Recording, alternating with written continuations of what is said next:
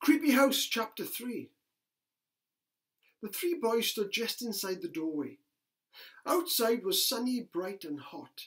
Inside was dark, dismal and really rather cold. They tried to look around, and it took them a little while for their eyes to get adjusted to the dimness. When they did eventually see, they were astonished. It was huge. Outside they'd been looking at for years, and Creepy House looked small and compact. Inside was a completely different story. They were standing in a welcome area, kind of like the foyer to a cinema. On the floor there was a large moth-eaten carpet with stains and rips and tears everywhere. To the left and to the right were two huge sweeping staircases that led up to the landing and the bedrooms. There were pictures on all of the walls, but they were long decayed. Glass on the front of them had busted. There were cobwebs and dirt everywhere. In the corner there was a grandfather clock. The glass panel door in the front was hanging off, but the brass pendulum was still hanging there.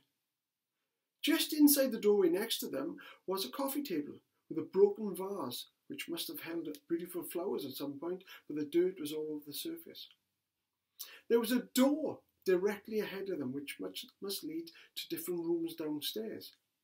"What should we do then, boys?" Edgy said. "Let's go through that door or go upstairs." "Why don't we try upstairs first?" they said. So Edgy went to walk up the twisty staircase, and he put his foot through the stairs and screamed out, and they pulled him back. "Can't go up there," he said. "Those stairs are rotten." "Well, what are we going to do? Are we going to go back out?" Glenn said. "We're not going back out. We've come in here. We're going to find out what the secrets are to this house. Why don't we try that door there?" "Are you sure?" Edgy said. "Are you sure?" Glenn said, "I'm going in." Well, Spike said, "I'm going in as well." So they opened up the small dirty doorway, which led to a passageway. And to the left and the right were two doors on each side. "Are we going to check these out?" "Hold on. What about the end there?" And when they looked, there was a bookcase that stood in front of them.